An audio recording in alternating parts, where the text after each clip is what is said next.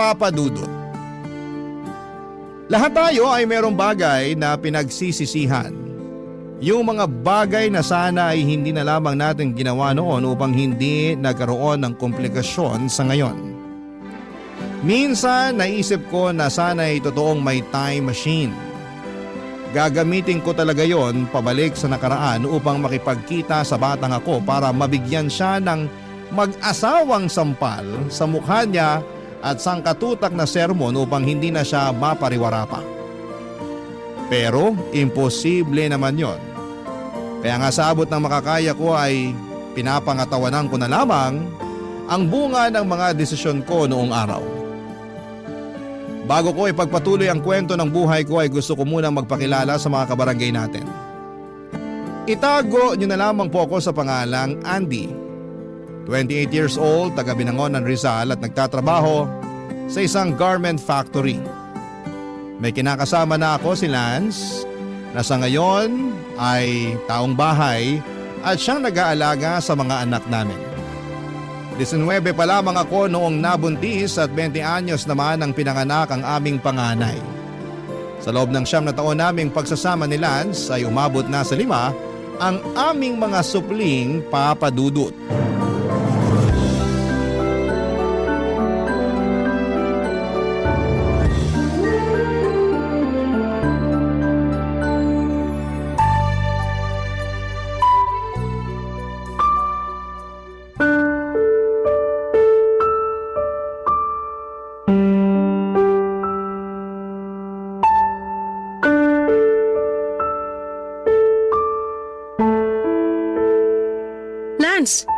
Bakit naman may sugat sa nguso yung bunso natin? Wala ba man lang munang good morning, mahal? Kasabay nitong mainit-init kong kape at pandesal? Yan talaga agad bungad mo, Andy? O edi good morning, mahal. O ngayon, pakisagot yung tanong ko. Malay ko kung bakit may sugat yung anak mo. Baka sa kalikutan. Anong malay mo? Dapat alam mo kasi ikaw ang bantay. Sinasabi mo ba na hindi ko sila binabantayan? May naririnig ka bang sinabi ko? Wala naman, di ba? Alam mo, minsan maglinis ka rin ng tenga mo. Kung ano-ano nang naririnig mo na hindi ko naman sinabi. Hindi nga. Pero tingin mo sa akin, bobo, para di maintindihan sa tono ng pananalita mo na gano'n ang ibig mong sabihin? Sinasabi mo na dapat alam ko kasi ako ang bantay ng mga anak natin. Tama naman. Pero dahil di ako sigurado kung na paano yan, ipinalalabas mo na di ko na binabantayan. Hindi naman kasi magkakasugat yung anak natin sa nguso kung binabantayan mo. Ang laki-laki kaya nung gasgas. Na paano ba yon? Hindi ko alam. Malay ko nga sabi. Bakit di mo tanungin panganay natin? Baka masagot niya. Yang ka eh. Lagi na lang yung panganay natin ang sinisisi mo tuwing may mangyayari dito. Papaalala ko lang sa'yo ha.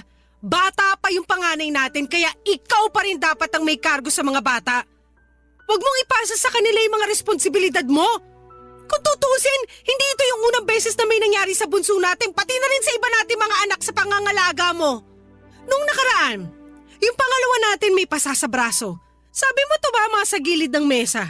Pero parang hindi ka pa sigurado. Kundi pa sinabi ni mama na nagsuntukan pala yung mga anak natin, hindi ko pa malalaman yung totoo. Doon ka na lang kaya sa mama mo, nadaig pa ang CCTV magtanong na nangyayari sa mga anak natin. Kasi nasasagot naman niya lahat eh. Labas si mama rito. Nagkataon lang na nakita niya. Tsaka buti pa siya, alam niya yung nangyari eh. Pero ikaw naturingang ama ng mga anak natin, palaging walang kamalay-malay. Ano ba kasing ginagawa mo rito sa bahay? Siguro panay cellphone ka lang, no? Anong panay cellphone? Bakit? Hindi ba? Anong oras ka na nakakatulog kaka-cellphone dahil puro ka laro? Sabihin mong hindi, kukutusan kita. Parang tanga naman eh. Ikaw ang parang tanga.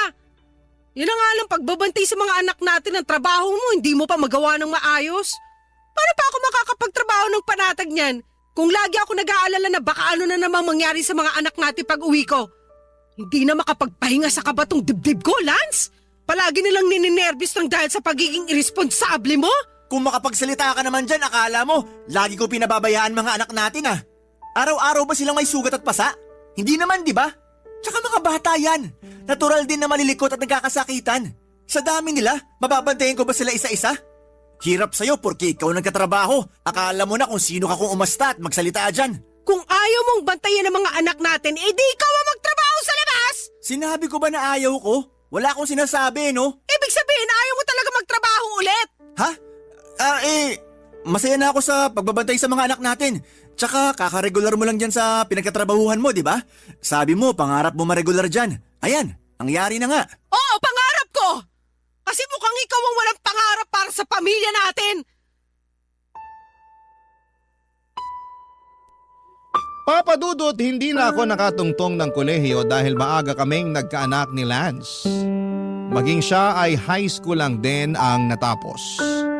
Tapos nasundan pa ng nasundan ang mga anak namin dahil hindi ko sineryoso ang paggamit ng contraception at pagpa-family planning. Kaya nga sising-sisi ako na umabot na sa 5 ang anak namin ni Lance dahil doon ay naranasan naming mag-isang kahig isang tuka. Gabi-gabi, bago ako matulog ay bumabalik sa akin lahat ng mga bagay na pakiramdam ko ay ninakaw sa akin ng panahon. At isa na nga doon ay yung ma-enjoy ko man lang ang kabataan ko at pagiging dalaga. Hindi na kasi nangyari yon noong nabuntis at nagkaanak ako. At mas lalo lang akong nalulugmok sa araw-araw na ginagawa ng Diyos nang dahil sa kinakasama kong mahinang dumiskarte sa buhay. Ewan, pero hindi ko mapigilang magtampo kay Lance kasi mukhang wala siyang pangarap para sa amin ng mga anak niya. At dagdag stress pa sa akin sa tuwing kinukumusta ng mama ko kung kailan siya magkakatrabaho, Papa Dudut.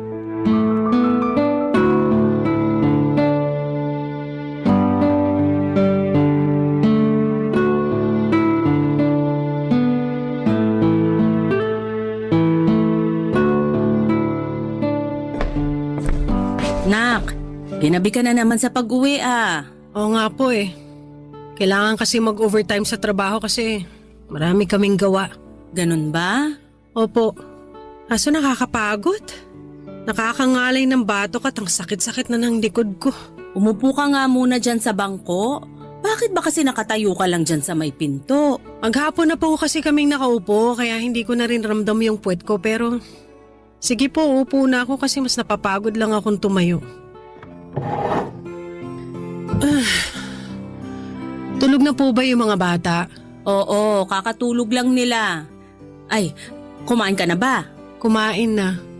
Nakisubo na lang ako dun sa kasamahan ko kanina sa baon niya. Kasi wala na pala akong pera pambili. Ayoko namang umutang sa kantin dahil ang mamahal na mga paninda nila dun. Pero pag ganun, umutang ka na. Kasi paano na lang kung walang baon yung kasamahan mo, di ba? Opo, ma. Sorry po ah. Sorry saan? Sorry kasi alam ko mataas ang pangarap niyo para sa akin kaya gustong-gusto niyo ako makapagtapos ni Papa sa college. Pero hindi na nangyari yun dahil sinuway ko kayo nung nagpabuntis ako ng maaga kay Lance. Tapos hindi ko pa sineryoso yung pagpa-family planning kaya dumami yung anak namin. 27 years old pa lang ako pero losyang na ako. Mas mukha pa nga yata kayong bata kaysa sa akin. Ay, nangyari na yon. Wala na tayong magagawa pa doon. Kung may dapat mang sisihin dito, ang kinakasama mong pulpul mag-isip at mahinang dumiskarte. Huwag naman po kayong ganyan magsalita kay Lance, ma. Paanong hindi ako magsasalita ng ganito? Nakikita ko na wala naman siyang ginagawa rito sa bahay nyo. Ni magbantay sa mga anak nyo hindi pa maayos-ayos. Puro na lang cellphone, feeling binata. Bakit kasi di na lang siya pagtrabahuhin mo? Tapos ikaw na lang dito sa bahay para mag-alaga sa mga bata. Nag-usap na po kami ni Lance tungkol sa bagay na yan. Sinabi niya sa akin na kakaregular ko lang po sa pinagtatrabahuhan ko. Sayang naman kung magre-resign ako. Naisip ko tama naman. Sus, sinabi niya lang yon kasi ayaw niyang siyang magtrabaho sa inyo. Sa bagay, masarap ang buhay niya rito sa bahay niyo Kunwaring nagbabantay sa mga anak pero panay cellphone ang inaatupag. Panay cellphone lang ba talaga ang ginagawa ni Lance rito, ma? Ay naku! Oo, sinasabi ko sa'yo pag alis mo papunta sa trabaho, nakatutok na sa cellphone yan. Habang pinapakain mga anak nyo, bago paliguan, puro cellphone niyang magaling na lalaking yan. Kaya nga laging late yung panganay nyo sa school Pag uwi rito sa bahay, imbis na makipaglaro sa mga anak nyo, cellphone ang inaatupag. Kaya di nyo mabantayan mga bata, tapos mamaya mag-aaway na lang at magkakasakitan. Hindi na talaga nagbago si Lance. Sinabi mo pa. Sakit ng ulo yung kinakasama mo, kaya nga dapat siya ang nagtatrabaho sa inyo imbis na ikaw. Tingnan natin kung makapag-cellphone pa siya dun sa trabaho niya. Pero yun nga po ang dahilan kaya siya natanggal sa dati niyang pinagtatrabahuhan, di ba? Sobrang paggamit ng cellphone at pag-a-absent. Tingin ko wala na talaga sa loob ni Lance na magtrabaho. Nabanggit niya sa akin na tinatamad na raw siya. Kaya sabi ko siya na lang mag-alaga sa mga anak namin at ako naman na magtatrabaho sa labas. Pero kahit sa ang anggulo mo tingnan, mali pa rin yon. May mga babae na po na nagtatrabaho, 2024 na po, hindi na to sinaunang panahon. Alam ko naman yon. Pero pwede lang yon kung responsable sa mga bata at sa bahay yung kinakasama mo. Pero sa nakikita ko, hindi naman kaya dapat siyang maghanap buhay. Ang bata-bata pa niya, malakas pa pero mas pinapairal kasi ang katamaran at pagiging batugan. Akala niya yata hindi marami ang mga anak niyo eh. Kasalanan mo talaga yan eh. Mali ka kasi nang napili. Ay. Papadudot kasama namin sa maliit naming inuupahan ng nanay ko. Lumipat siya sa amin bago mag-pandemic at binenta ang bahay na pinundar nila ni Papa matapos nitong mamatay noong 2018. Katwiran niya ay hindi na raw niya kayang tumira doong mag-isa lalo na bawat sulok ng bahay namin ay may alaala ng yumao kong tatay. Tinanggap ko si Mama sa aming pamilya kasi magulang ko pa rin naman siya. Kung tatanungin ninyo ako kung nahihiya ako kay Mama, oo ang sagot ko. Pakiramdam ko ay binigo ko sila ni Papa sa pangarap nilang makapagtapos ako ng pag-aaral para magkaroon ng magandang trabaho. At kapag naiisip ko ang bagay na yon ay nalulugmok ako dahil sinaktan ko ang damdamin ng mga magulang ko. Alam ko naman na hindi ko na maibabalik ang nakaraan upang maitama ang mga desisyon ko sa buhay pero tanging hiling ko na lamang sa Diyos ay maging mabuti ang kapalaran sa aking pamilya sa kasalukuyan. At papadudot, lagi kaming may mapagkakakitaan nang sa ganoon ay hindi naman kami sumala, lalo na sa pagkain namin sa pang-araw-araw. Barangay Love Stories. Barangay Love Stories. Papadudot ako lang ang nagtatrabaho sa amin at walang araw na hindi ako nahirapang pagkasyahin ang kinikita ko para sa pagkain namin. Bills at iba pang mga gastusin lalo na kapag nagkakasakit ang mga anak namin ni Lance. Sa totoo lang ay malimit akong umiyak at matulala dahil kulang na kulang talaga ang budget namin sa pang-araw-araw. Tapos ay dagdagan pa ng mga away namin ni Lance na sobrang nagpapasakit sa aking ulo at kalooban. Malapit ko na tuloy pagsisihan na siya ang kinasama ko sa buong buhay ko lalo na at mukhang wala talaga siyang maayos na direksyon para sa amin. Simula kasi nang natanggal siya sa trabaho noong 2023 ay tinamad na siyang maghanap pa. Hindi ko alam kung mas na-enjoy na niya ang pag-aalaga sa mga anak namin o sadyang hinayaan na lang niya ako ang bumuhat sa aming pamilya. Ewan, hindi talaga ako masaya sa relasyon namin pero hindi ko naman siya mahiwalayan dahil meron kaming mga anak, papadudot.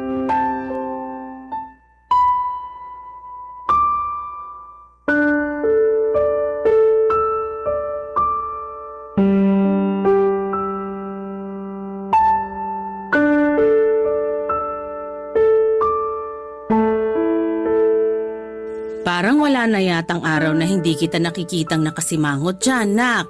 Sorry ma, hindi ko lang po mapigilang malungkot. Huhulaan ko. Tungkol na naman yan sa kinakasama mo, no?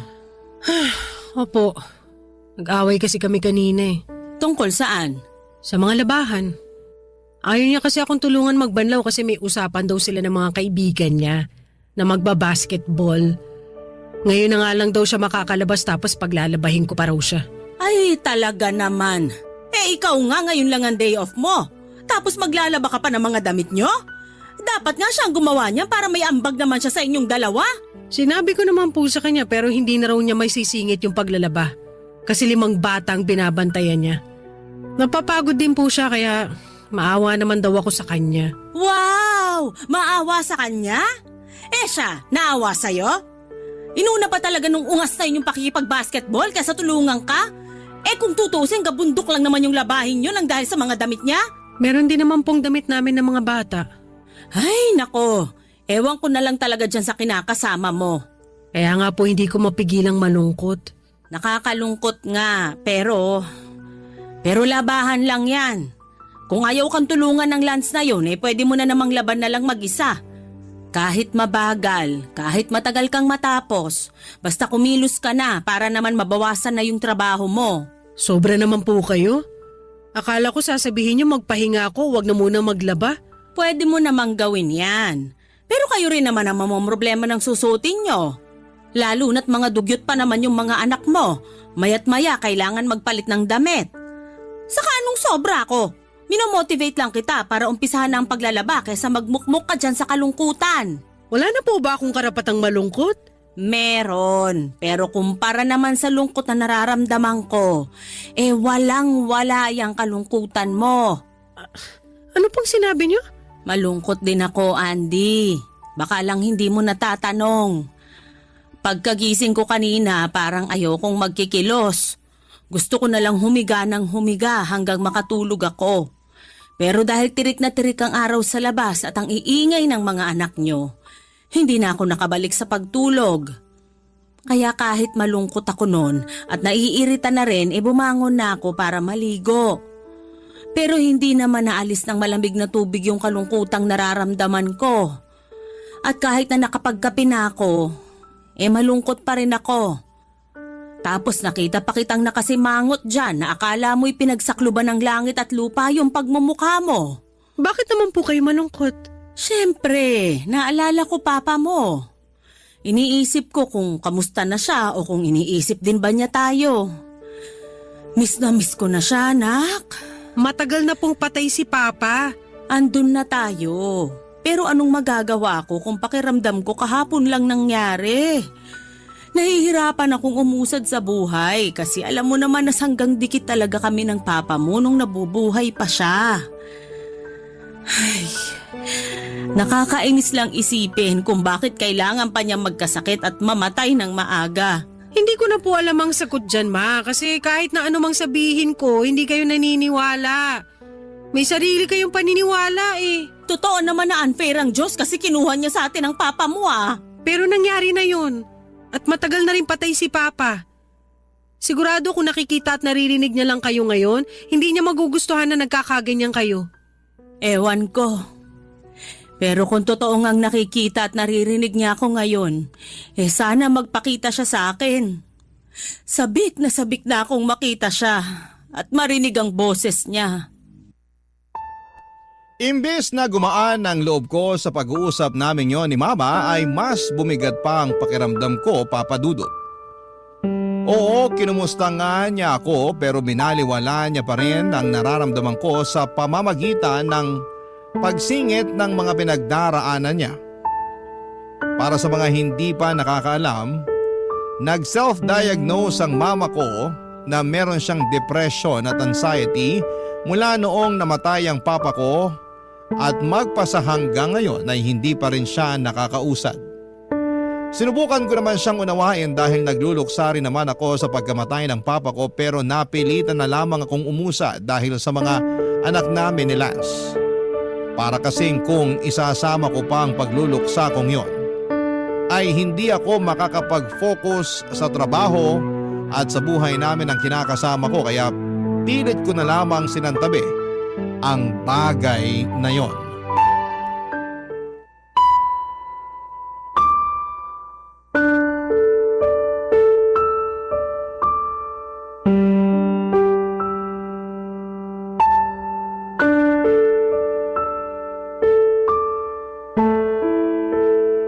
Yung nanay mo talaga, malapit ko na yung makutusan eh. Ano? Bakit mo kukutusan ng nanay ko? Para magdanda at malaman niya lugar niya sa pamamahay na to. Masyado na kasing pakailamero yung nanay mo. Di na ako natutuwa sa kanya. Hindi pa rin sapat na dahilan yon para pagsalitaan mo siya ng ganyan. At bakit hindi? Pamamahay naman natin to. Alam ko naman yon. Baka lang kasi nakalimutan mo na siyang nakikitira sa atin. Kaya dapat siyang makisama sa atin. Kaya lang hindi eh. Masyado nagmamarunong. Akala mo naman kung sino. Ano ba kasing nangyari? Bakit ganyan kainit ang ulo mo? Yung nanay mo kasing taklese. Sinermonan lang naman ako kasi di ko raw inaayos pagbabantay sa mga anak natin. Na puro lang daw ako laro sa cellphone ko. Tapos ikaw nagkakandakuba sa pagkatrabaho. Kalalaki ko raw na tao, batugan ako. Dapat ako raw ang nagtatrabaho sa labas imbis na ikaw na siyang nanay sa pamilya natin. Sinabihan pa akong chismoso nung isang beses na nakita niya ako nakikipagkwentuhan sa barkada ko. Tama ba yun? Tingin ko may punto naman ang mga sinabi sa iyo ni Mama. Sa lagay mas kinakampihan mo pa yung mama mo kesa sa akin na kinakasama mo? Hindi naman sa ganun, pero... Pero na rin yun. Hindi nga kasi! Oh, bakit ka ba naninigaw? Kasi masyado kang mainit dyan. Kumalma ka nga muna. Kalmado ako. Pero punong-puno na talaga ako dyan sa nanay mo eh. Hindi na ako natutuwa sa pagiging pakialamera niya. Para tayong may CCTV sa pamamahay natin sa katauhan niya. Pagpasensya mo na lang si Mama. Pagpasensyahan? Tingin mo di ko yan ginawa? Siyempre ginawa ko na yan. Pinagpasensyahan ko na yung nanay mo kasi nanay mo yan. Pumayag nga ako na patirehin natin siya rito sa maliit nating inuupahan, di ba? Wala ka narinig sa akin. Ngayon pa lang ako nagkakaganito kasi sobra na yung nanay mo. Tapos kapag pinatulan ko't nasagot-sagot magtatampo. Daig pa yung balat sibuyas. Magmumukmuk at iiyak sa sulok na akala mo inaping bata. Kaya nga, wag mo na sagutin si Mama kasi alam mo namang mabilis siyang ma-depress, di ba? Sus, ma-depress niya mukha niya. Tingin ko pauso na lang niya yan eh. Kunwari depressed para intindihin natin pero okay naman pala. Nung nakaraan nakita ko yan nakikipagtawanan sa kapitbahay natin eh. Yun ba yung depressed? Tapos maya-maya maglulungkot-lungkutan. Pinagloloko na lang tayo ng nanay mo eh. Kung pinaglololoko man niya tayo, konsensya na niya yon. Tsaka wala rin naman tayo magagawa kung sakaling ang depressed siya o pinipeke lang niya. Ang akin lang, huwag ka na sana masyado magpa-apekto sa mga sinabi sa'yo ni Mama. O baka naman kaya ganyang kakaapektado kasi alam mong totoo yung mga sinabi niya. Ano ba naman yan, Andy? Imbis na gumaan loob ko sa'yo, lalo pang bumigat kasi mas kinakampihan mo pa mama mo. Baka nakakalimutan mong akong kinakasama mo rito. Hindi ko nakakalimutan yun. Pero pareho lang kayo ni Mama kung umasta At paano kami naging magkapareho? Nagtanong ka pa talaga ano pa nga ba? Pareho kayong masakit sa ulo at mahirap intindihin. Nakakabuisit kayo. Akong napapagod sa inyo Kung meron mga nakakabwisit dito, ang mama mo na yan.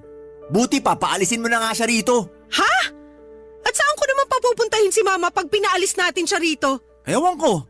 Dami-dami na nating problema. Sa akin mo pa itatanong ang bagay na yan? Malamang ikaw nakaisip Pesteng buhay naman to. Papadudot, hindi ko masisisi si Lance kung magalit siya sa mama dahil totoo naman lahat ng hinaing niya rito.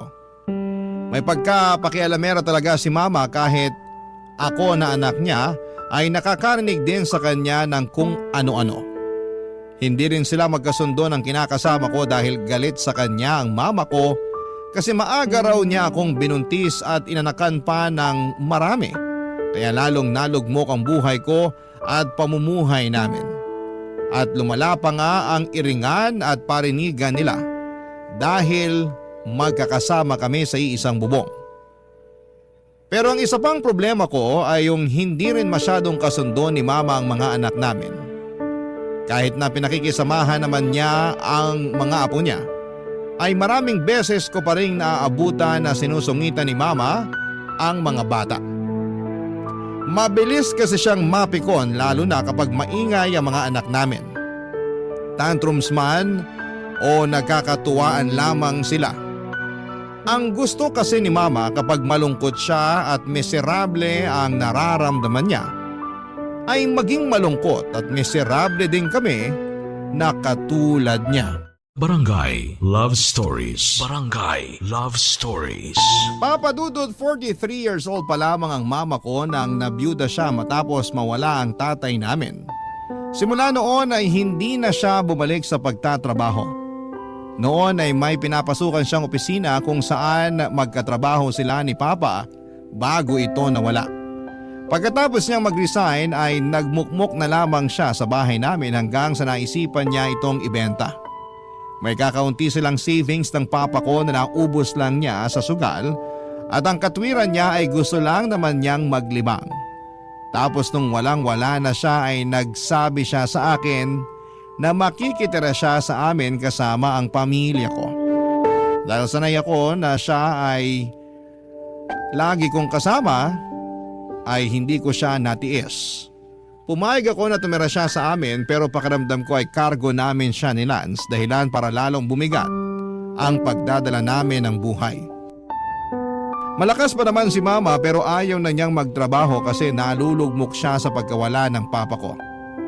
Madalas daw niya kasing maalala si papa kaya naiiyak na lamang siyang bigla. Ang ending, lagi siyang nagmumukmok sa bahay. At kahit na ilang taon na ang lumipas ay apektado pa rin siya sa mga nangyari. Isang araw ay nagtangka ang nanay ko na tapusin ang buhay niya sa pamamagitan ng paglalaslas ng pulso. Buti na lamang at nakita siya ni Lance kaya hindi pa ganoong kalalim ang sugat at mabilis namin siyang naipagamot, Papa Dudut.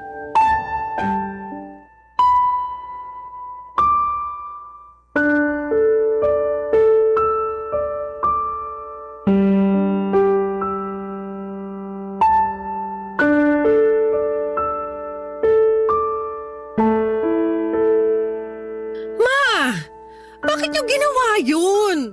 Bakit niyo sinaktan ang sarili niyo? Kasi nga gusto ko nang sumunod sa papa mo. Miss na miss ko na siya, anak. Kagabi na panaginipan ko siya. Sabi ko sa kanya hintayin niya ako kasi susundan ko na siya sa kabilang buhay. Kaya lang bigla naman siyang nawala. Hindi ko na siya nakita paggising ko. Panaginip lang yun, hindi yung totoo. Anong hindi totoo? Kitang-kita ko ang papa mo. Tingin ko nababaliw na po kayo. Lance naman? Bakit? Totoo naman eh. Gawain ba naman tinong tao yung maglaslas ng pulso? Hindi, di ba? Ibig sabihin, baliw na yung nanay mo. Hindi ako baliw. Ikaw nga batugan eh. Pabuhat ka ng pabuhat sa anak ko, kalalaki mong tao. Ay, talaga naman. May masabi lang talaga kayo sa akin eh. Totoo naman lahat ng sinabi ko ah. Bakit, nasasaktan ka? Ay, sus, kawawa ka naman. Papatulan na talaga kitang matandang baliw ka. Hindi ako baliw. Pwede ba tumigil na nga kayo? Huwag akong patigilin mo kundi ang nanay mo. Wala naman akong ginagawa rito ah. Yung batugan mong kinakasama ang una nagsabi na baliw ako.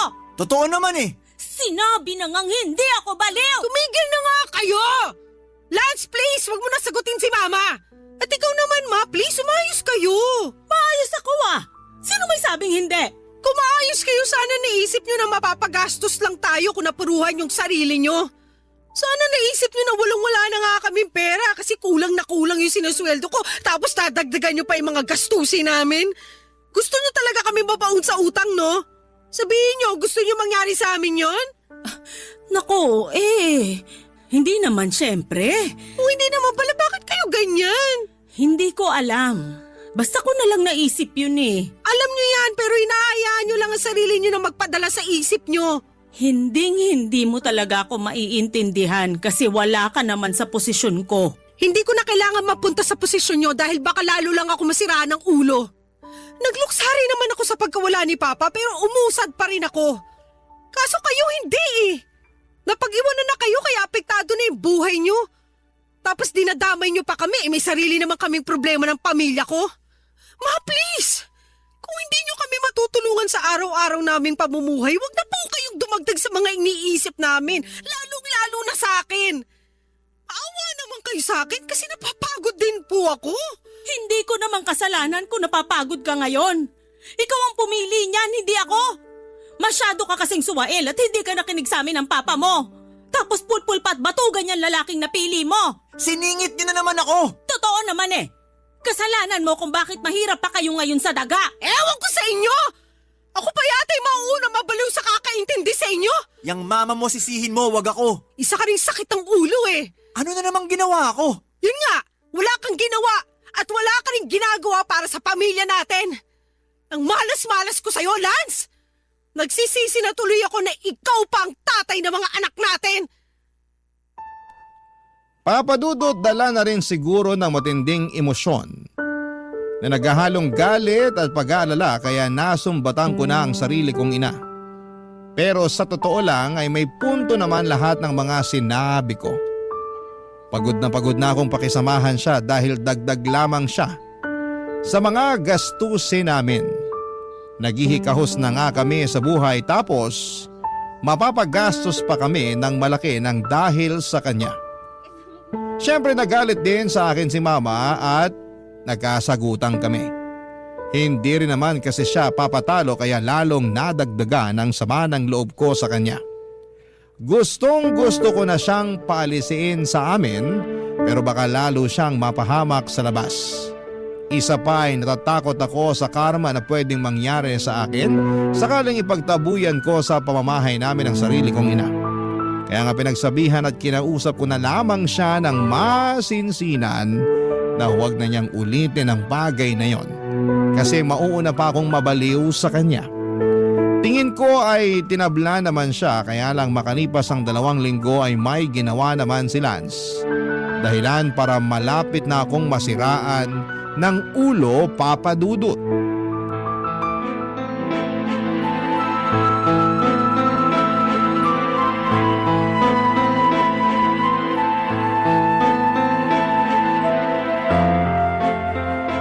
Lance, ano to? Anong ano yan? Teka, bakit mo hawak cellphone ko? Bakit? Masama bang hawakan ko cellphone mo? Hindi, pero... Uy, patay mali siya. Sige, tanong ko, sagot ko. Ano to mga pinaglalike mo na picture ng mga sexy na babae online? Tapos nagko-comment ka pa talaga na parang akala mo wala kang ka-live-in at 5 anak, ha? Wala lang yan. Anong wala? Tingin mo ba sa akin tanga? Para maniwala na wala lang to? Wala nga lang talaga yan. Hindi ako bulag. Hindi ko naman sinabing bulag ka. Ang akin lang, huwag ka masyadong malisyosa. Ako pa talaga ang malisyosa? Nakakabastos naman talaga mga pinagko-comment mo rito. Gusto mo basahin ko? Para malaman mo na nakakaloko ka? Ano, basahin ko? Ha? Wag na. Tsaka akin na nga yung cellphone ko. Masyado kang pakialamere. Wow! Ako pa talagang pakailamera! Akin na sabi yung cellphone ko, Andy. Ayoko nga! Ako naman bumili nito, di ba? Kaya akin to at gagawin ko kung ano gusto kong gawin dito. Anong gagawin mo dyan? Hoy! Ano pa nga ba? Di babasagin? Wag mong gagawin yan. Huli ka na kasi sinagad mo ng pasensya ko. Kaya dapat sa cellphone na to sinisira! Tama na! Yan! Yan ang dapat sa cellphone na yan! Apakan ng gammadurog! Basag na yung cellphone ko! Tama na! Wow, talaga naman! Nakuha mo bang iyakan yan, ha? Malamang! Cellphone ko yan eh! Cellphone mo nga, pero ako naman ang bumili. Kung makapagsalita ka, akala mo kung sino ka ha? At bakit? Hindi ba? Kasi ipapaalala ko lang sa'yo na ako lang naman na nagtatrabaho at kumikita ng pera sa pamamahay na to. Ako ang bumibili ng pagkain natin, nagbabayad ng bills at kung ano-ano pang gastusin natin. May ambag din naman ako, di ba? May ambag ka? Ano? Anong ambag mo? Yung pagbabantay mo sa mga anak natin? Hindi mo nga inaayos dahil panay ka cellphone? O ngayon, wala niyang pesting cellphone na yan. Siguro naman matututukan mo na yung mga anak natin, di ba? Inaalagaan ko naman ang mabuti mga anak natin. Masyado ko lang nagpapaniwala sa mga sinasabi sa'yo ng mama mong baliw. Huwag mo nang idamay si mama rito dahil lalo lang sumasakit ang ulo ko. Alam mo, Lance, wag mo talaga akong lolokohin at ipagpapalit sa iba. Dahil napakakapal naman ang mukha mo pag ginawa mo yun. Wala ka nang trabaho tapos mambababae ka pa? Aba, kung ganun lang din ang gagawin mo, mabuti pang lumayas ka na sa pamamahay natin. Ha? Saan naman ako pupunta kung palalayasin mo ko? Hindi ko alam. Bahala ka sa buhay mo. Kaya nga umayos ka kasi sinasabi ko talaga sa'yo. Hindi ako magdadalawang isip na paalisin kang lintik ka. Wala namang ganyanan, mahal. Alam mo namang hindi ko magagawa sa'yo yun eh.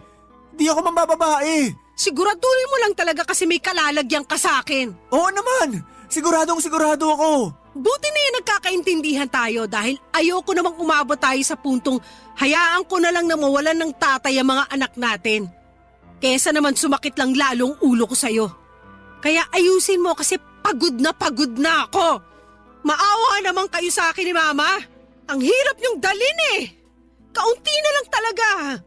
Malapit na akong maglakad ng hubot-hubad sa kalsada kasi nasisiraan na ako ng ulo ng dahil sa inyo.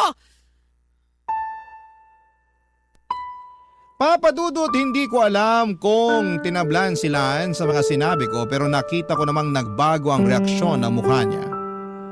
Tapos ay naging malumanay ang boses niya at kasunod noon ang walang humpay niyang panunuyo sa akin. Kahit papaano ay humupa na ang galit ko pero masama pa rin ang loob ko sa kinakasama ko at hindi ko nga siya pinansin noon, sa halip ay nakipaglaro ako sa mga anak namin.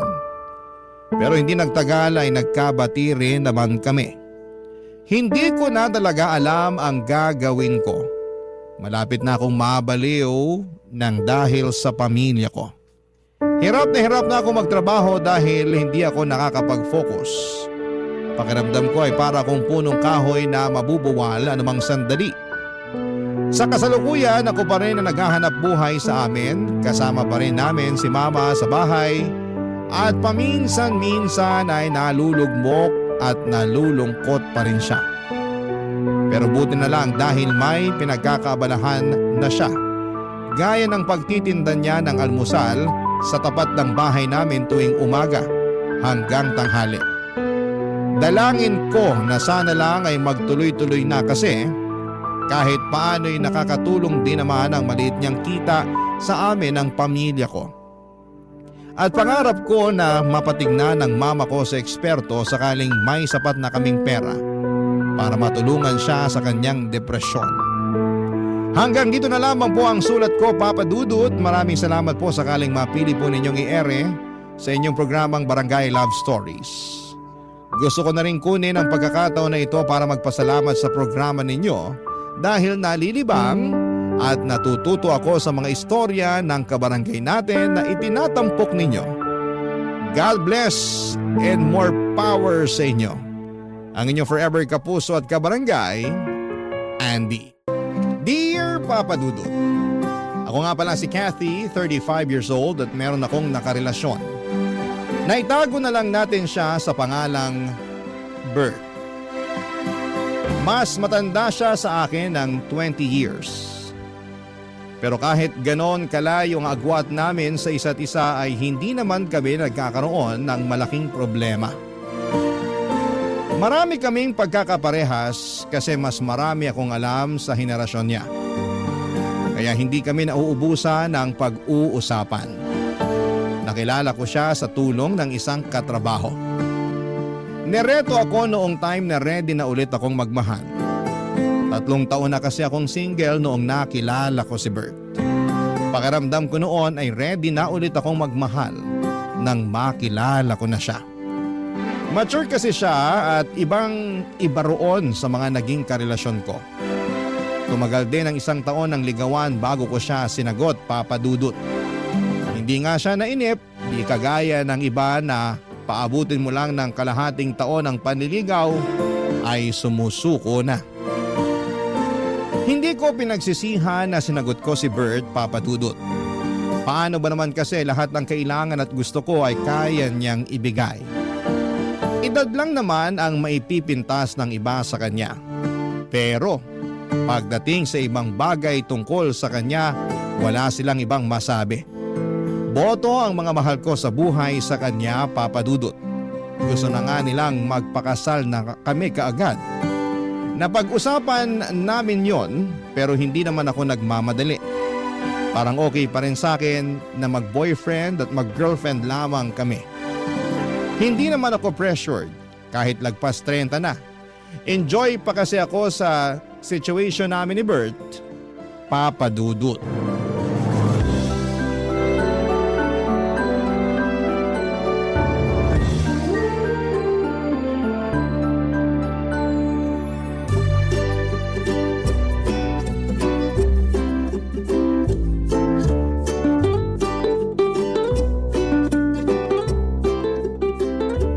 Saan tayo sa day off ko? Ikaw ba? Gusto mo mag-out of town? Huwag muna, naghihingalo pa ang wallet ko eh. Ako naman ang gagastos. Ay naku, ayoko masanay sa ganyan ha. Baka mamaya isipin ng ibang tao eh, pineperahan lang kita. Alam ko namang hindi mo ako pineperahan. Gusto ko lang din na nakakapag-provide ako sa'yo. Nakakakilig naman yan. Alam mo, yan pa naman yung harap ng mga babae. Good provider. Sana all na lang talagang sasabihin ng ibang tao sa atin. So, payag ka na sa out of town? Siguro wag nga muna. Nakakatamad din kasing bumiyahe. Ano palang gusto mong gawin natin? Siguro ayos na sa akin yung lambingan habang nanonood ng TV sa kondo ko. Baka sitahin mo na naman ako kapag nakatulugan kong panonood ng TV. Naku, sanay na ako sa'yo, no? Bawasan mo kasi yung rice at saka salt intake mo para hindi ka kagad antukin. Wala na sa kinakain ko yan. Nasa edad ko na talaga. Pagkakapihin na lang kita ng 1 litro para siguradong walang tulugan. Kawawa naman ang puso ko niyan. Alam mo naman na mahina na ang puso ko dahil sa edad ko. Alam mo, lagi mo nalang nirarason ang edad mo, ha? Sinasabi ko lang ang totoo. Kailangan ko ring mag-ingat. Kailangan mo talagang mag-ingat dahil dapat mahaba pa ang panahon na magkasama tayo. Ayoko mabiyuda ng maaga, ha? Kaya nga, healthy living na ako para sa'yo eh. Ikaw kaya ang inspirasyon ko kaya gusto ko magpabata ulit. Hindi mo na kailangan magpabata. Mahal ko na ang matandang version mo. Aray, sinampal na naman ako ng realidad. Alam mo, kahit may senior citizen ID ka na, tanggap at mahal pa rin kita. Basta kahit sino ka pa. Kahit sino ko? Kahit ano pa ang nakaraan ko? Past is past, sabi nga nila, di ba? Speaking of past, Uy, kinakabahan naman ako dyan. Huwag mo sabihing may asawa ka pa pala, ha? yan naman ang wala. Alam mo namang matagal na kaming anal ng dati kong asawa, hindi ba? O so ano nga yung past na sinasabi mo? Tungkol sa anak ko. Ha? May anak ka na? Oo, Joy Joy ang pangalan niya. Nag-iisa lang. Anak ko sa una. Eh bakit ngayon mo lang sinabi sa akin? Baka kasi busted din mo kapag nalaman mong may anak na ako eh. Ang babaw naman ang tingin mo sa akin. Tanggap ko naman kung una pa lang sinabi mo nang may anak ka na. Wala na rin naman ako magagawa kasi nabuo na yung batang yun eh bago pa ako dumating sa buhay mo. Hindi na siya bata. Ilang taon na? 30 years old na siya. Wow, mas matanda lang ako ng 5 taon. Oo, pero minsan isip bata yun kaya parang na rin siya mas bata sa'yo ng 20 years. Ano ba to?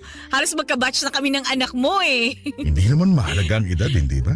Eh baka kasi dahil hindi nagkakalayo ang edad namin alam mo na, ayawan niya ako. Open-minded si Joy Joy. Hindi problema sa kanya ang edad mo. Nakwento na kita sa kanya noon pa man. Hindi mo siya kumontra. Sa katunayan, gusto ko nga niyang makilala. Kinabigla ko talaga yung pag-amin sa akin ni Bert na may anak na siya na halos kaedad ko na. Napansin niyang hindi ako komportable noon kaya inassure niya na magiging okay ang una naming pagkikita ng anak niyang si Joy Joy. Nagpakwento na ako sa kanya tungkol sa ugali ni Joy Joy, Papa Dudut. Sinabi niyang liberated ang anak niya, bukas ang isipan nito sa maraming bagay. Kung ano raw ang magpapasaya kay Bert, ay sosuportahan daw yon ni Joy Joy. Papa's girl daw kasi si Joy Joy. Palibasa noong baby pa lamang ito ay si Bert na lagi ang kasama niya. Nag-ibang bansa kasi ang nanay ni Joy Joy after nitong mga anak. Kaya na-develop yung bonding nilang mag-ama.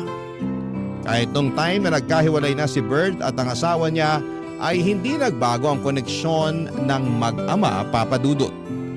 Kahit tuwing weekends na lamang daw sila magkita pero madalas pa rin silang nagkukumustahan, salamat na lamang sa social media. Marami pa akong nalaman tungkol kay Joy Joy. Dahil doon ay napanatag na rin ako kahit papaano. Baka naman makakasundo ko si Joy Joy, lalo't hindi naman nalalayo ang edad namin sa isa't isa. Marami rin kaming pwedeng pag-usapan. Naisip ko nga rin baka pwede na rin kaming maging magkaibigan. Weird yon kung iisipin, pero para sa akin ay maganda nga yun para mas lalo akong mapalapit kay Bert. Alam kong mahal na mahal ni Bert si Joy Joy. Base pa lang kung paano kumislap ang mga mata ng nobyo ko kapag pinag-uusapan namin ang anak niya. Alam kong wala na siyang ibang hihilingin pa kapag nagkasundo kami ni Joy Joy. Kaya naman pinaghandaan ko na ang unang pagkikita namin ni Joy Joy. Kabado man pero kinaya ko yon para sa relasyon namin ni Bert, Papa Dudut.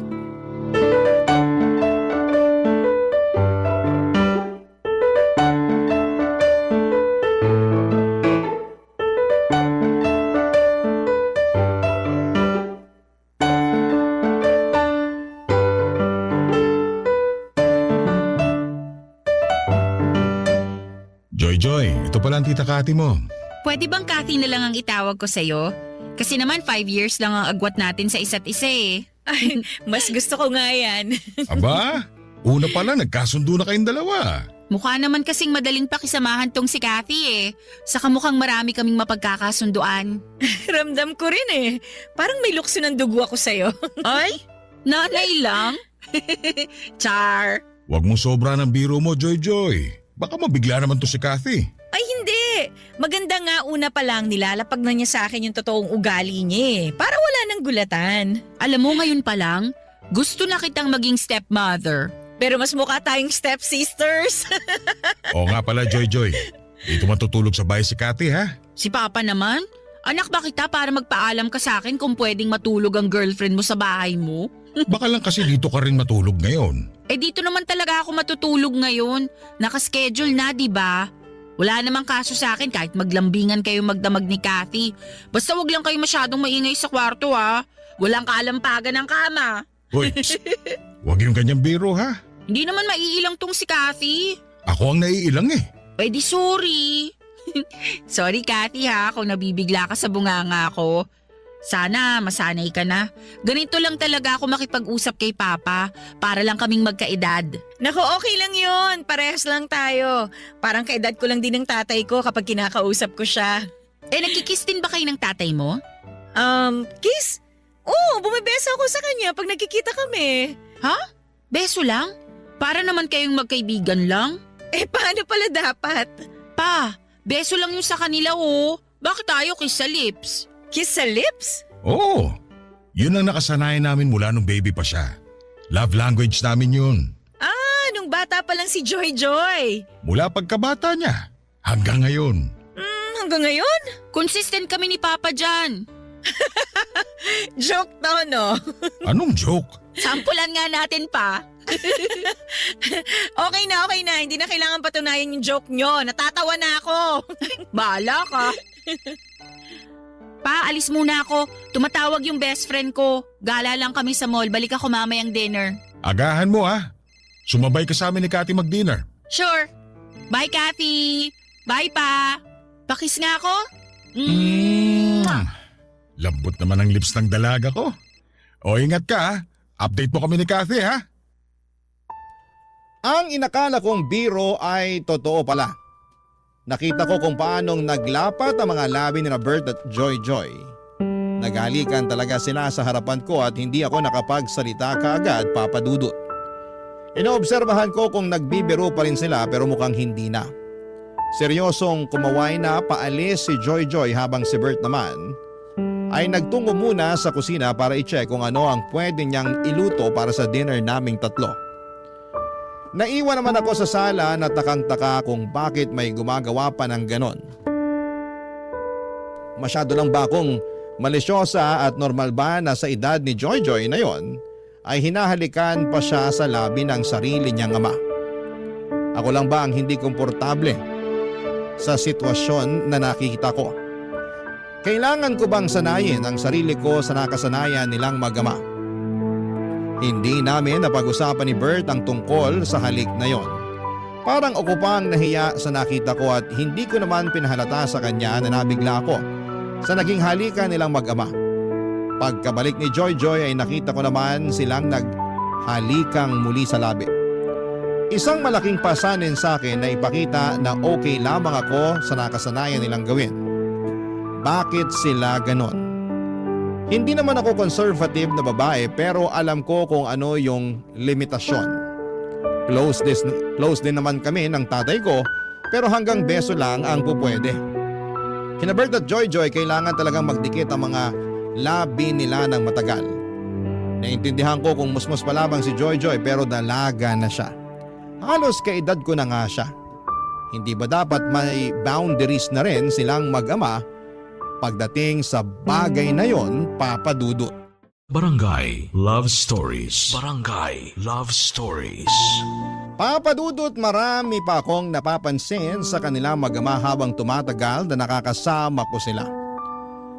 Sobrang komportable nila sa isa't isa na wala na silang pakialam kung komportable pa ba ang iba kapag nakikita sila.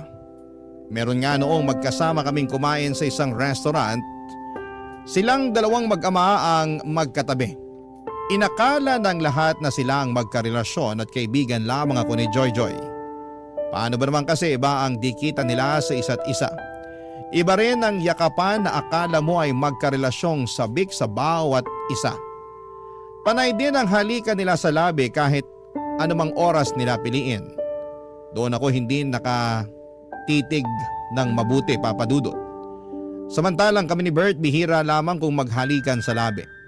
Hindi rin kami gaanong naglalambingan at nagyayakapan. Pero silang mag-ama kayang-kaya po nila.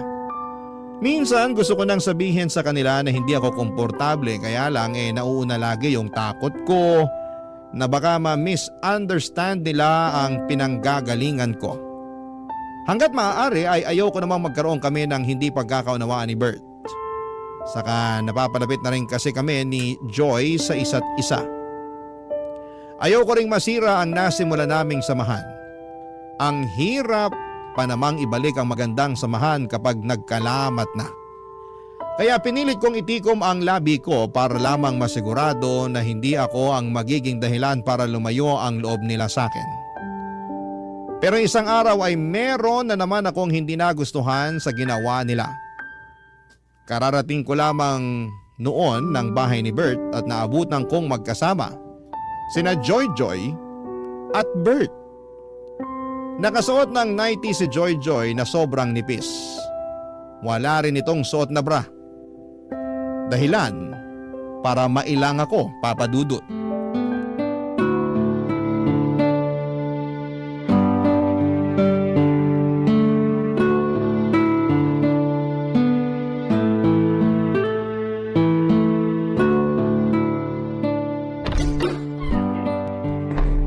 Bert? Kathy, late ka na dumating ha. Sorry na traffic kasi ako eh. Kanina ka pa namin hinihintay, Kathy. May nirekomenda kasi akong movie kay Papa. Tara, panoorin na natin. Okay, sige. Joy? Ano yun? Gusto mo bang humiram ng pajama or jacket? Meron ako dyan. Para saan? Naka-nighties ka kasi tsaka wala ka pa yatang bra? Ganyan talaga manamit yan kapag dito sa bahay natutulog. Lagi kasi siyang naiinitan. Masanay ka ng ganitong suot ko, Kathy. Saka ayokong nagbabra kasi masakit sa likuran. Kailangan din naman kasing ipahinga yung dibdib niya sa bra. Hayaan mo na siya. Okay. Kala ko kasi wala siyang magamit na ibang damit. Hindi nga rin ako nakapanty eh. Seryoso ka ba dyan? Yan ang payo ko sa kanya. May nabasa kasi ako na dapat hindi palagi nagpapante ang babae. Dahil? Nakalimutan ko na eh. Magpalit ka na ng pambahay para makanood na tayo rito. Dali. Joy, sure ka bang ayaw mong humiram ng ibang damit sa akin? Hindi nga, okay lang ako. May problema ka ba sa damit ko? Baka lang kasi kabagin ka. Baka hindi ka komportable. Ito na ang pinaka-komportableng damit ko. Kung pwede nga lang tong gamitin sa mall eh. Baka pinangrampa ko na talaga. Huwag ka na mag-alala sa sote, Joy. Asikasuhin mo na lang ang sarili mo para makanood na tayo. True! Saka, Kathy, okay lang ba kung kami ni Papa ang magtabi habang nanunood? Kasi maingay kami pag nanunood eh. Baka maistorbo ka. Ayos lang naman. Madikit lang kasi tong si Joy sa akin kapag nanonood ng TV. Lalo kapag sa sinihan at horror pa ang pinapanood. Naku, iba ang dikit nito sa akin. Kumakandong pa nga ako kay Papa kasi lagi ako natatakot eh. Kumakando? Nakasanayan na naming dalawa yun. Kumakandong siya sa akin lalo kapag nangangalay na yung likuran niya. Lagi kasi sumasakit ang likod nitong dalaga ko eh. Kumakandong kahit ganyan ang suot niya? Oo, wala namang masama. Nakadamit naman si Papa ng maayos. Pero ikaw… Alam mo ikaw, mukhang may problema ka sa suot ko. Huwag mo na nga akong plastikin, sabihin mo na. Medyo nabigla lang kasi ako. Hindi kasi ako sanay makakita nung, alam mo na, nung babaeng naka-nighties. Medyo conservative kasi ako eh. Ikaw? Conservative? Hindi ka naman ganun eh. Ganun ako, no? Baka hindi lang halata. O sige na nga, naniniwala na ako. Papa, Ano yun anak? sumasakit na naman yung likod ko. Kakandong ka na? Opo, please.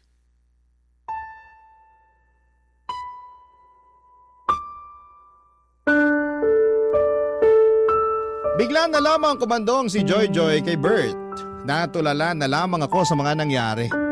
Nagmadali akong pumunta sa kwarto hindi para magbihis kundi para magpakalma ng sarili ko. Naiinis ako sa ginagawa nila pero mas naiinis ako dahil wala naman akong magawa para pigilan sila, Papa Dudut. Parang ang helpless ko sa sitwasyon na yon. Gustuhin ko mang magsalita, natatakot ako dahil baka ma-offend ko sila. Noong sinubukan ko nga na magpasimple pero kamuntik nang magalit itong si Joy Joy. Doon ako natakot, Papa Dudut. Lalo na noong parang kinampihan ni Bert ang anak niya. Sino ang magiging kakampi ko kung ganon? Wala akong maisip na mapagsabihan ang sitwasyon ko. Papa Dudut, natatakot ako na baka may magsabi sa akin na masyado lamang akong malisyosa. Baka ako lang ang nakakakita ng hindi maganda sa mga nangyayari. Baka nga kailangan ko ring mag-adjust. Sa pagdaan pa ng mga araw ay sinubukan kong sanayin ang sarili ko sa mga nakikita ko sa kanila. Kapag hindi ko na kinaya ay pumipikit na lamang ako o di naman kaya ay gagawa ako ng dahilan para makaiwas sa kanila. Napapadalas pa naman ang punta ni Joy Joy sa bahay ni Bert. Natuwa na raw kasi siya sa akin kaya gusto niyang makasama kami lagi ng papa niya. Kung alam lang niya na hindi kami parehas ng nararamdaman. Lagi na lang akong naiilang sa tuwing andon siya. Lagi akong kinakabahan na may makikita pa akong sobra sa ginagawa nila. At hindi nga ako nagkamali, Papa Dudut. Nagkatotoo nga ang aking iniisip. Isang gabi, sinurpresa ko si Bert para sa mansari namin. Sinabi ko sa kanya noong una na hindi ako makakapunta sa bahay niya pero pumunta pa rin ako. May dala akong cake at regalo para sa kanya. Pero isang malaking sorpresa para sa kanya ay hindi pala kundi ako pala ang masosorpresa sa mga makikita ko.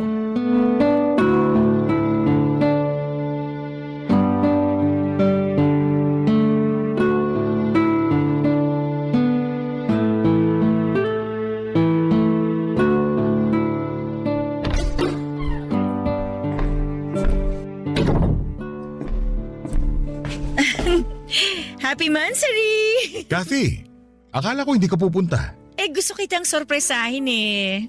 Happy Mansari! Ikaw talaga. Sana nagsabi ka. Eh di hindi na yung surprise.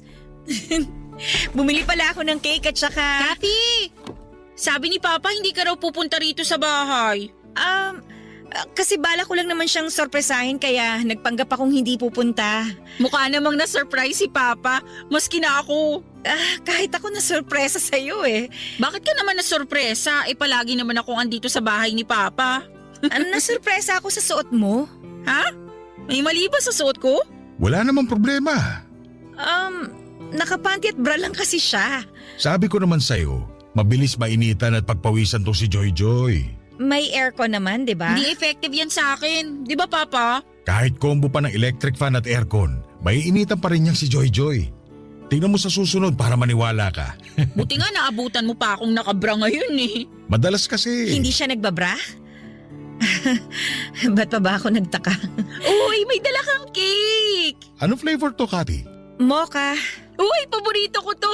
Pa, subukan mo ko ha. Sige, ikaw pa ba? Kuha ka na rin ng platito at pangiwa. Teka, punta na ako ng kusina. Bert, kailangan nating mag-usap. Para saan? Kain muna tayo. Hindi na ako kakain. Sa inyo na lang ni Joy Joy ang cake na to. May problema ba? Hindi ba halata? Ano bang problema? Kayo ng anak mo. Hindi mo ba nakikita kung gaano kasagwa yung mga ginagawa nyo? Anong masagwa? Excited na akong lantakan tong cake. Papa, kandungin mo ko please. Masakit na naman tong likod ko eh. Teka lang muna, Joy Joy ha. Nag-uusap pa kami ni Kathy. Wala na tayong dapat pag-usapan. Pakinggan nyo kung paano kayo mag-usap ng anak mo para maintindihan mo kung bakit ako ganito. Teka, ano bang nangyayari? Pumunta lang ako ng kusina tas nag-aaway na kayo bigla? Ikaw, Joy Joy, kasali ka sa problema. Bakit ba kasi ganyan ka manamit sa tuwing nandito ka sa bahay ng papa mo? Kasi bahay naman to ni Papa ko at isusuot ko kung anong gusto ko. Dalaga ka na! 30 ka na! Ilugar mo naman ang pananamit mo. Hindi pwedeng naka-brat panty ka lang tapos kakandong ka sa tatay mo. Ano yon? Tapos lagi kayo naghahalikan sa labi? Malisyosa lang ba ako o mali na yung ginagawa nyo? Malisyosa ka lang. Walang mali sa ginagawa namin ng anak ko. Ito na ang nakasanayan namin bago ka pa dumating. Huwag naman sanang marumi ang isip mo, Kathy. Gusto pa naman kita para kay Papa. Thank you na lang, pero hindi ko na kaya tong ginagawa nyo. Sa inyo na tong cake. Mag-enjoy kayong kumain habang magkakandong. Sa sobrang inis ko ay nagmadali na akong umalis. Nanginginig ako naglakad palabas ng bahay. Hinabol ako kaagad ni Bert at pinigilan niya akong umalis at gusto niya akong kausapin. Sinubukan ko naman siyang pakinggan pero nilalabanan pa rin niya na wala silang ginagawang masama ni Joy Joy. Doon ako napundi. Nag-book na ako kaagad ng masasakyan para makaalis na. Sinabi ko sa kanya bago ako sumakay ng sasakyan na mag-cool off muna kaming dalawa. Gusto kong mag-isip-isip kung tama pa ba na makipagrelasyon sa kanya dahil hindi ako komportable sa kanila ng anak niya. Wala naman na siyang nagawa kung hindi ang pumayag. Hinayaan na rin niya akong makaalis. Sa loob ng sasakyan ay doon ko ipinagpatuloy ang pag-iyak. Nang makauwi ako ng bahay ay hindi pa rin natapos ang sama ng loob ko. Nagkulong ako sa kwarto para umiyak ng umiyak. Pagkatapos noon ay nakatanggap ako ng text mula kay Bert. Sinasabi niya sa akin na bibigyan niya ako ng space. Umaasa pa rin daw siya na magkakaayos kami dahil mahal niya ako. Hindi raw niya kayang mawala ako. Lumambot ang puso ko sa sinabi niya. Kaya naman sinubukan ko siyang kausapin para ipaunawa ang maling napapansin ko sa kanilang mag-ama. Pero tulad ng dati, sarado pa rin ang isip niya tungkol doon. Kaya wala ko nagawa kundi ang itigil ang pag-uusap namin at sinimulan ko nang iwasan silang mag-ama habang pinag-iisipan kung tama pa ba na magstay ako sa buhay niya. Papa Dudut. Barangay Love Stories. Barangay Love Stories. Sa pagdaan ng mga araw ay hindi na nga muling nagparamdam sa akin si Bert. Nirespeto niya ang kagustuhan ko na makapag-isa muna. Pero nami-miss ko siya. Hindi siya matanggal sa isipan ko at in love talaga ako kay Bert. Pero hindi ko naman pwedeng gamitin ang pagmamahal na yon para lamang magstay kung hindi naman ako komportable sa nangyayari sa relasyon namin. Tiniis ko na huwag magparamdam sa kanya. Kahit panayang check ko kung nag-message na ba siya o kung nag-like man lang ba siya ng status ko. Napadalas nga ang pag-post ko sa Facebook para lamang makita kung magre-react pa rin siya pero bigo ako noon. Kahit i-view ang my day ko ay wala pa rin. Kaya ang ginawa ko na lamang ay dine-activate ko na lamang ang Facebook ko para wala akong makita tungkol sa kanya. Nagpaka-busy na lamang ako sa trabaho para makalimutan siya. Pero hindi naging effective. Kapag busy ako sa trabaho ay mas lalo ko siyang naiisip. Hindi na ako makatulog ng maayos dahil nasanay na akong kayakap at katabi siya. Kaya naman niluno ko na ang pride ko at minessage ko na siya, Papa Dudut. Mabilis naman niya ako nireplyan at sinabi ko sa kanya na puntahan niya ako sa kondo para makapag-usap kami. Mabilis pa sa 4:00 ang pagdating niya. Nanginginig akong pinagmasdan siya at na-miss ko talaga siya. At naramdaman ko namang ganon din siya sa akin. Niyakap niya ako at hindi ko naman pinagkait sa kanya ang isang yakap pabalik. Alam kong hirap talaga akong tiisin siya dahil mahal na mahal ko siya. Kaya sinubukan kong i-communicate sa kanya ang nararamdaman ko sa relasyon nilang mag-ama, Papa Dudut.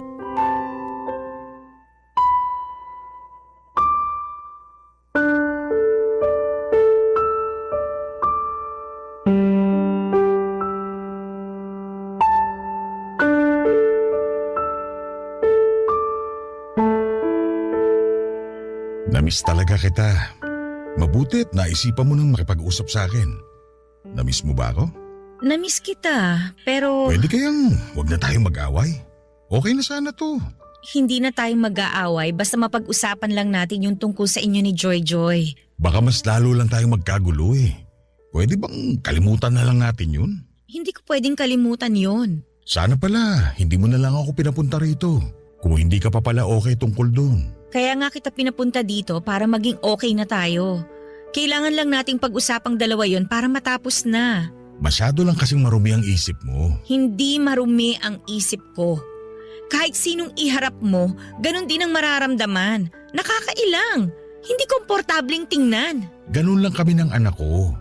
Kasalanan ba namin kung close kami? Masyado kayong close. Wala namang masama ron. Anong gusto mo? Maging cold at pabaya akong ama sa kanya tulad ng iba? Hindi mo kasi maintindihan yung sinasabi ko eh. Sobra kayang laswa yung nakikita ko sa inyong dalawa. Naghahalikan kayo sa labi. Hindi lang tuwing aalis siya o darating ha. Basta kapag masaya kayo o kahit walang ginagawa, bigla na lang kayong maghahalikan. Para kayong magkarelasyon eh. Halik ng isang ama lang yun. Pwede naman sa pisngi na lang o kaya naman sa noo. Kathy naman. Huwag mo rin akong simulan sa pagsusot niya ng brat panty sa bahay mo habang nakakandong sa'yo. Minsan nga naka-nighties lang eh. Sige, sa susunod sasabihan ko siya na sa tuwing pupunta siya sa bahay ko, huwag siyang kakandong sa akin. Ugaliin niyo na maglagay ng limitasyon sa pagiging close niyo. Sobra ka naman, Kathy. Anak ko yun eh.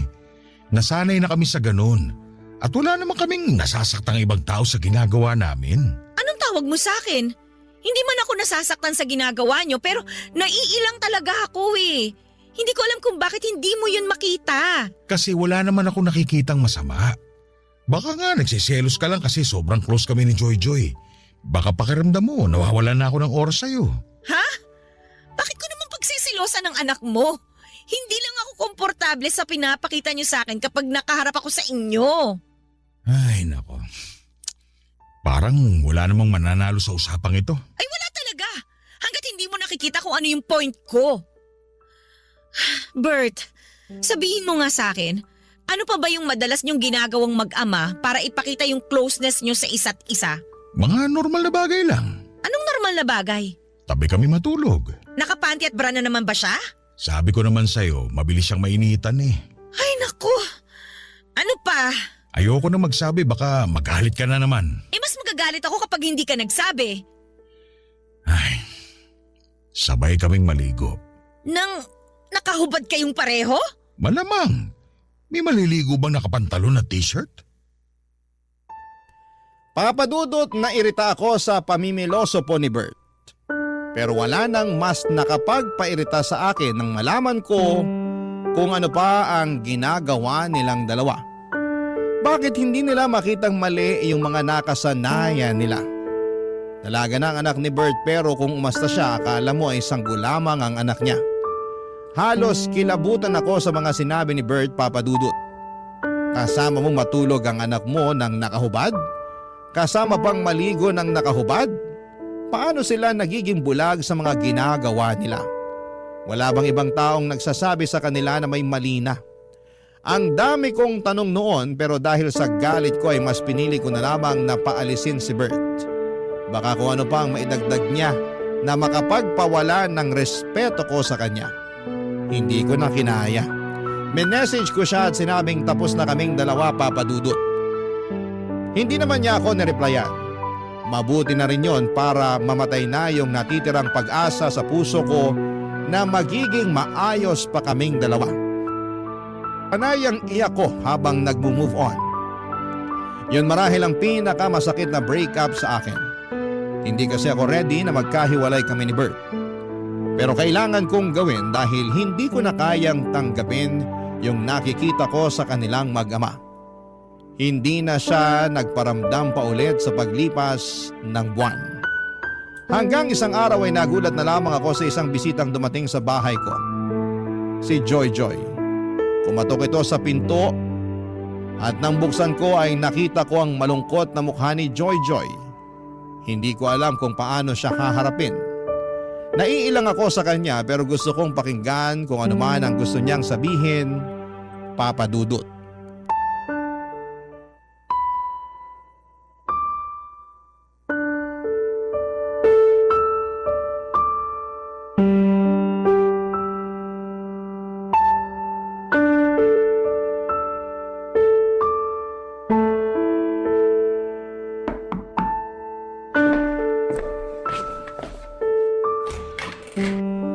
Anong ginagawa mo dito? Makikipag-usap sana sa'yo. Pasok ka. Inutusan ka ba ng papa mo na pumunta dito? Hindi, nagkusa ako. Tungkol saan naman ang pag-uusapan natin? Alam mo na kung ano. Hindi naman na kailangan. Hiwalay na kami ng tatay mo eh. Wala na ring sense para pag-usapan pa yon. Alam kong mahal niyo pa ang isa't isa. Lalo na si Papa. Kung alam mo lang kung gaano kalungkot si Papa ngayon. Kasalanan naman niya. Hindi niya ako pinakinggan eh. Pinakinggan ka naman namin. Kaya lang, kami ang hindi mo maintindihan. Ako nga tong hindi niyo maintindihan eh. Wala bang nagsasabi sa inyo na nakakailang ang mga ginagawa niyo? Wala naman kaming natatapakang ibang tao. Yung tanong ko ang sagutin mo. Wala bang pumupuna sa ginagawa niyong mag-ama? Meron, pero... So hindi lang pala ako, no? Pero pinaramdam niyo sa akin na ako lang tong malisyosa. Kasi hindi naman big deal sa amin eh. Ewan ko ba sa ibang tao kung bakit hindi sila maging open-minded? Ang hirap maging open-minded sa ginagawa niyo, Joy. Parehas mo rin pala yung mga niligawan at naging ex ni Papa eh. Akala ko pa naman iba ka sa lahat. So marami pala kaming kontra sa ginagawa niyo ng tatay mo. Kasi makikitid ang utak nyo. Ay naku, Joy, makinig ka. Hindi ako kontra sa pagiging malapit niyo sa isa't isa ng tatay mo. Pero sana sa edad mo, dapat alam mo na kung ano yung mga bagay na hindi mo ginagawa kasama siya eh. Hindi ka na pwedeng naka-brat panty lang habang kumakandong sa kanya. Wala na rin sanang halikan sa labi na maganap. Bumeso ka na lang tulad ng ibang mga anak. Sa ganun ako pinalaki ni Papa eh. Kaya nga sinasabi ko sa'yo na mali ang tatay mo na ipagpatuloy pa kung ano yung ginagawa niyo noon. Kahit yung pagtulog na nakahubad ka katabi siya. Sinong hindi magtataas ng kilay kapag nalaman nilang ginagawa niyo yung ganon? Parehas mo talaga ang mga ex ni Papa. Pinagseselosa nila ako dahil sobrang close naming dalawa. Hindi na selos yung nararamdaman nila. Namin. Hindi na kami komportable. Ang nanay mo ba? Alam ba niya yung ginagawa niyo? Hindi naman siya nagtatanong eh. O subukan mo sabihin sa kanya para magkaalaman na. Baka hindi ka na niya ulit papuntahin sa tatay mo kapag nalaman niya yan. Open-minded ang nanay ko. Kaya alam kong wala lang sa kanya to kapag sinabi ko sa kanya. Okay, sige. Hindi na ako lalaban kasi buhay niyo naman yan eh. At saka, tapos na rin kami ng tatay mo. Good luck na lang sa next na stepmother mo kung payag siya sa mga inaakto niyo. Pero Kathy, ikaw na kasi ang gusto ko para kay Papa. Kahit may hindi tayo pinagkakaunawaan, alam kong ikaw yung dapat para kay Papa. Saka alam kong mahal na mahal ka rin niya. Sa'yo ko lang siya nakitang ganun kasaya eh. O so, anong punto mo? Baka naman pwede mo nang isang tabi yung pagkailang mo sa ginagawa namin ni Papa. Tapos balikan mo na siya. Naaawa na kasi ako sa kanya eh. Please, Kathy. Please. Nangingilid ang mga luha ni Joy habang pinapakiusapan akong balikan si Bert. Aminado akong naapektuhan ako sa huling sinabi niya. Nakaramdam ako ng kurot, mas lalo namang nag-ingay ang puso ko. Isinasagawa na naman nitong sinisigaw na naman nitong muli si Bert. Bigla ko namang na-miss si Bert, Papa Dudut. Pinalis ko muna si Joy para makapag-isip-isip ako bago siya tuluyang lumabas ng pintuan. Hinawakan pa nito ang kamay ko at nagmakaawa na huwag ko raw iwan ang tatay niya. Hindi raw niya kayang makitang lugmok sa kalungkutan ng tatay niya. Doon ko naramdaman kung gaano niya kamahal si Bert. Tumango na lamang ako at sinabing kami na lang ng tatay niya ang mag-uusap sa dapat na gawin. Pagkatapos noon ay nagmadali akong isarado ang pintuan at doon ako napasantan. Para ako nanghina sa naging usapan namin. Ilang araw na akong naguguluhan sa dapat kong gawin, Papa Dudut. Mahal na mahal ko po si Bert. Wala na akong ibang lalaki na nakikitang makakasama kung hindi siya. Kaya lang ay hindi ko talaga matanggap ang ginagawa nilang mag-ama. Sinubukan ko namang sabihin yon sa kanila pero mukhang hindi nila babaguhin ang nakasanayan nila. Kasi hanggang sa dulo ay pinapakita nilang walang mali sa ginagawa nila. Ano po ba sa tingin ninyo ang dapat kong gawin? Wala na akong ibang problema kay Bert maliban nga roon sa kakaibang closeness nilang mag-ama. Hindi ko na alam kung ano ang gagawin ko at sana'y matulungan niyo ako.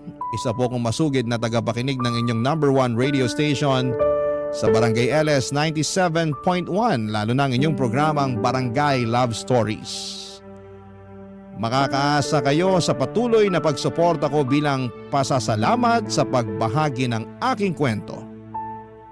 Ang inyong forever kapuso at kabarangay, Kathy.